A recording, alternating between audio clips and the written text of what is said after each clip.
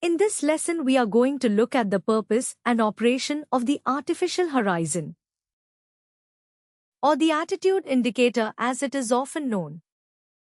And we will also look at the different types of artificial horizons and their associated errors and or advantages.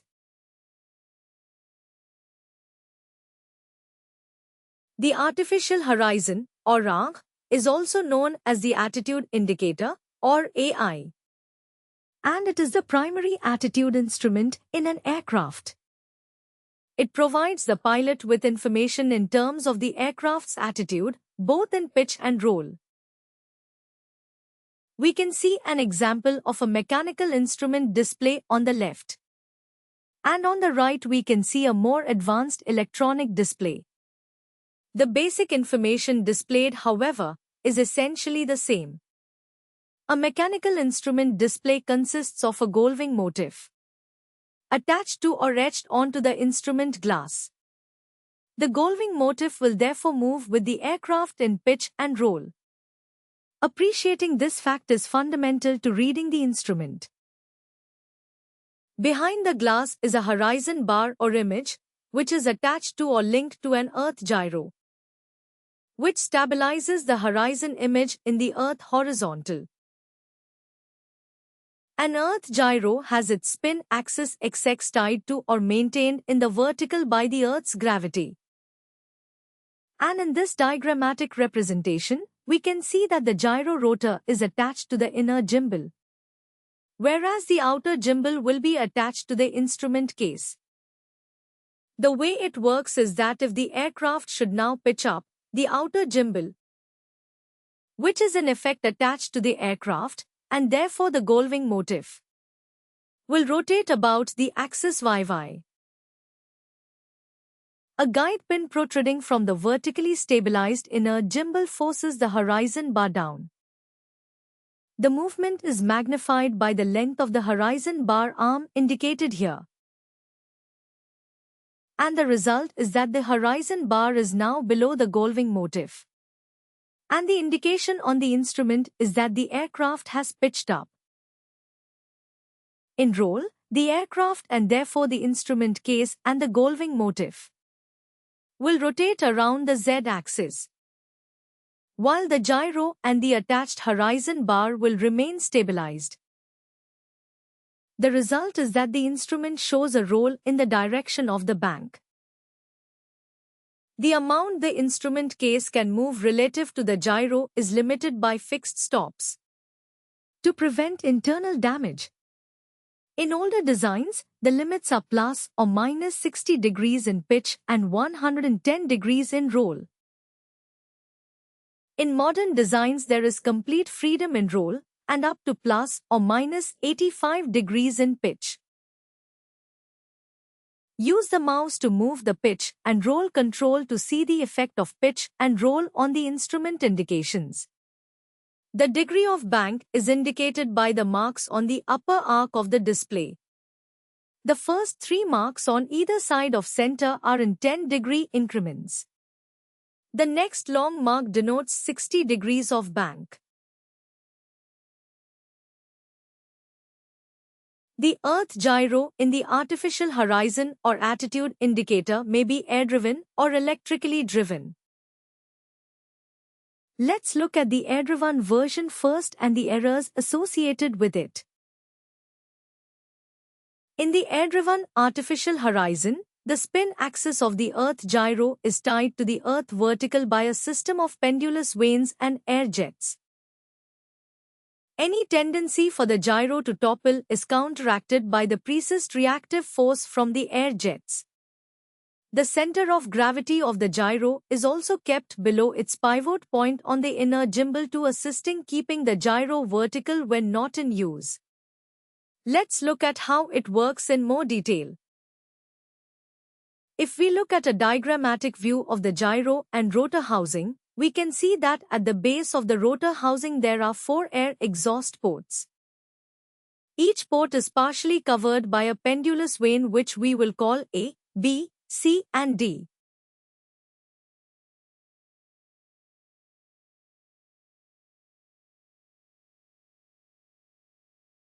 air is exhausted through the partially open ports, and when the gyro rotor is vertical, the air being exhausted through the ports will be of equal and opposite pressure.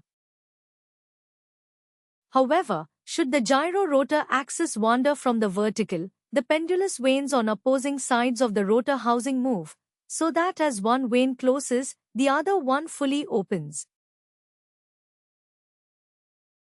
In our illustration here, the gyro rotor is toppling, and we can see that by gravity, vane B has closed while vane D has fully opened. The result is that the air pressure escaping through the opposing port D will no longer be balanced, and the excess reactive force is precessed through 90 degrees in the direction of rotation of the rotor. To re-erect the gyro, note it is usual for air-driven gyros to rotate in an anti-clockwise direction when viewed from above. These gyros are known as classic gyros.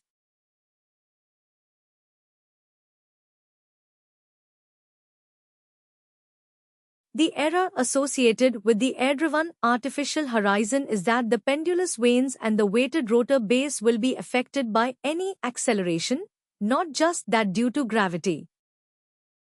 A straight-line acceleration will result in a nose-up pitch attitude and a right-wing low indication. In flight with sole reference to instruments, this can be misinterpreted by the pilot as an indication of a climbing right turn. Let's look first at why we get a false pitch-up indication, and then we will look at why there is also a false right-wing low indication. The false pitch-up indication results from the effect of inertia on the lateral pendulous vanes. During an acceleration, the lateral vane on the starboard side lags, which opens the starboard exhaust port, while at the same time the port side exhaust port closes. The reactive force is to the port side, which is now precessed 90 degrees in the direction of spin towards the tail of the aircraft. This causes the rotor housing to move backwards and indicate a false pitch-up. Let's look now at the reason for the false right-wing low indication. The false right-wing low results from the effect of inertia on the mass of the rotor housing, which as we know is designed to place the center of gravity below the rotor assembly pivot point on the inner gimbal. In other words, it is bottom-heavy. During a straight and level acceleration, the heavy base of the rotor housing tries to lag. However, this force will be precessed, which results in the rotor housing moving to starboard. If the rotor housing moves to starboard, the whole gyro assembly will tip to port. This gives the right wing down indication, or in other words, a turn to the right indication. To understand this, just remember that although the gyro assembly has tipped towards the port wing, the goal wing motif in this case has remained earth horizontal. If we think about it, and imagine we are flying on instruments in zero visibility, the false right wing low indication can be visually interpreted from the instrument as a right turn indication because of the movement of the horizon bar relative to the goal wing motif.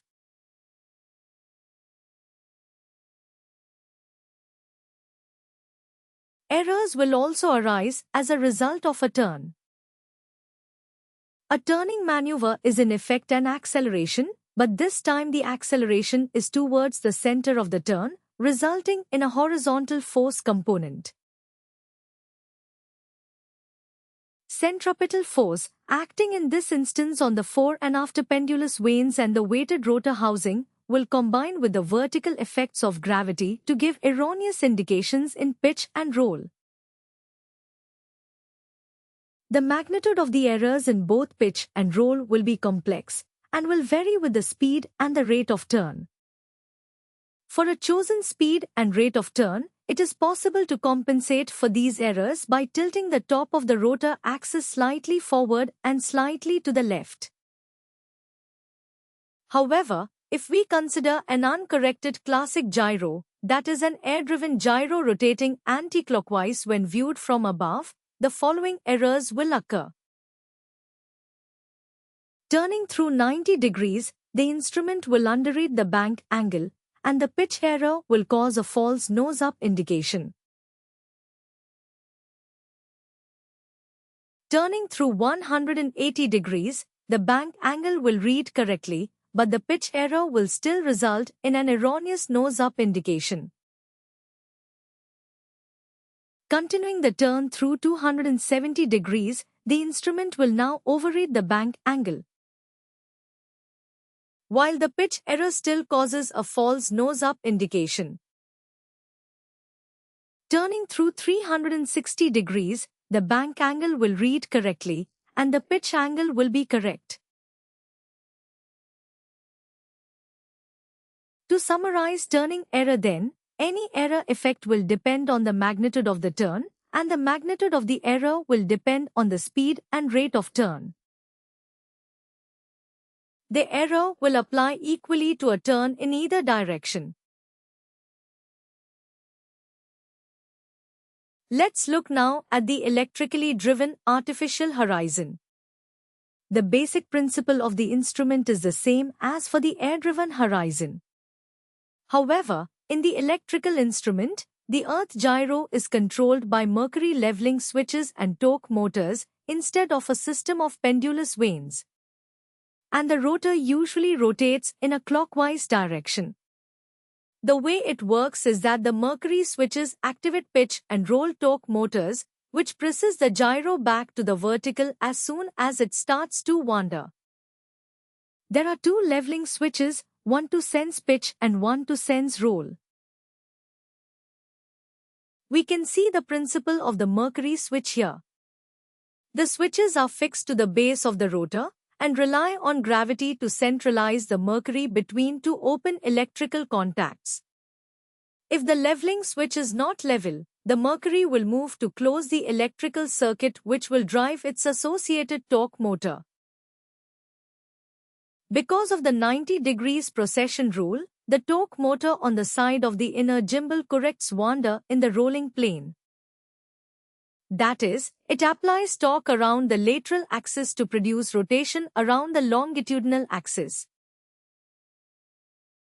Likewise, the pitch torque motor is on the outer gimbal, so that the precession is around the lateral axis to correct the pitch.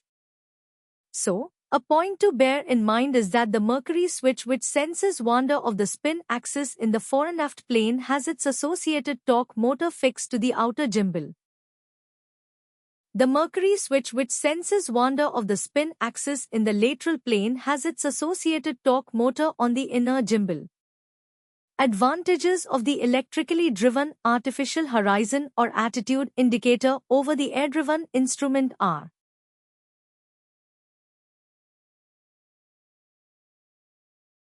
firstly, there is greater rigidity due to the higher spin rate possible, which in turn will give a low precession rate.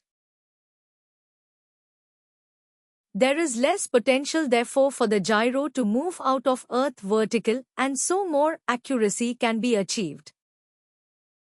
Secondly, a fast direction system can be incorporated, which can erect a top or gyro at up to 120 degrees per minute compared to the normal rate of 4 degrees per minute. Thirdly, as there is no requirement for a heavy erection chamber and pendulous vane system, acceleration and turn errors are eliminated or reduced.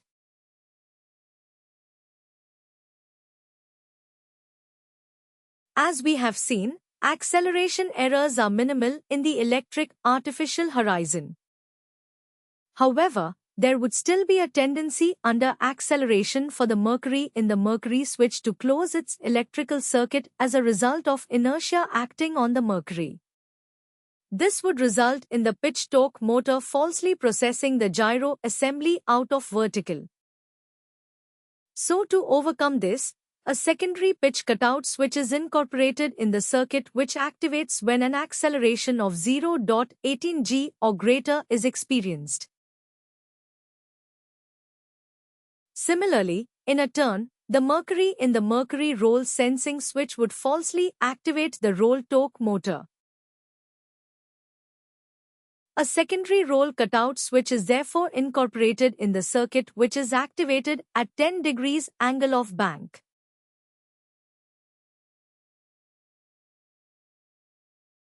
Let's look now at a further development of the gyro horizon known as the vertical gyro unit. The vertical gyro unit can also be known as the vertical axis gyro, the remote vertical gyro, or the vertically axis data generation unit. In the vertical gyro unit, the gyro is a remote gyro which operates a synchro system to generate and transmit attitude signals to a steering computer and to an amplifier unit. After processing and amplification, the signals are transmitted to servo units within an attitude director indicator, or ADI, and also to control channels in an auto-flight control system, or AFCS. The vertical gyro, its leveling switches and torque motors are essentially the same as in the electrically driven artificial horizon. Whenever a change of aircraft attitude occurs, signals flow from pitch and roll synchros on the relevant axis of the vertical gyro to the corresponding synchros within the indicator. Servo motors rotate to position the pitch bar and the horizon disc to indicate the changing attitude of the aircraft. The principle is the same for an electronically generated ADI, and diagrammatically we can see the essential inputs here. The image of the ADI is generated by a color cathode ray tube or liquid crystal display. The system is advanced, not only in terms of physical construction, but also in the extent to which you can display attitude and other relevant information.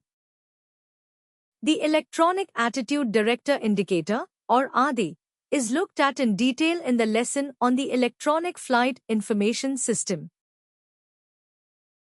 Locating the gyro unit in a remote location has advantages.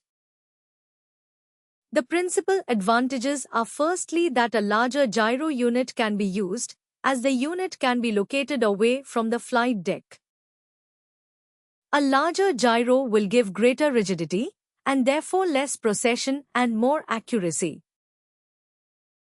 Secondly, a very high gyro spin rate can be achieved, which again gives greater rigidity and therefore less precession and more accuracy. And thirdly, electronic signals can be easily used to provide information for flight director and auto-flight control systems. This concludes the lesson. A summary of the main points of the lesson follows. The artificial horizon, or ARH, is also known as the attitude indicator, or AI. The ARH is the primary attitude instrument. It provides information on the aircraft's attitude in both pitch and roll. The display consists of a gold wing or similar motive, which will move with the aircraft in pitch and roll. An earth gyro stabilizes the horizon image in the earth horizontal. The earth gyro in the artificial horizon may be air-driven or electrically driven. In the air-driven artificial horizon, the spin axis of the earth gyro is tied to the earth vertical by a system of pendulous vanes and air jets. A classic air-driven gyro rotates in an anti-clockwise direction when viewed from above. The pendulous vanes and the mass of the rotor base will be affected by acceleration, resulting in a pitch up and right wing down indication. A pitch up and right wing down indication due to acceleration gives an erroneous indication of a climbing right turn. The pitch-up indication results from the effect of inertia on the lateral pendulous vanes. The false right wing down indication results from the effect of inertia on the mass of the rotor housing. The effect of turning errors will depend on the magnitude of the turn, and the magnitude of the error will depend on the speed and rate of turn. Turning error will apply equally to a turn in either direction. The basic principle of the electrically driven artificial horizon is the same as for the air-driven horizon. In the electrical instrument, the Earth gyro is controlled by mercury leveling switches and torque motors. The mercury switch, which senses wander of the spin axis in the fore and aft plane, has its associated torque motor fixed to the outer gimbal. The mercury switch, which senses wander of the spin axis in the lateral plane, has its associated torque motor on the inner gimbal. The advantages of the electrically driven should be remembered. The advantages of the remote vertical gyro should be remembered.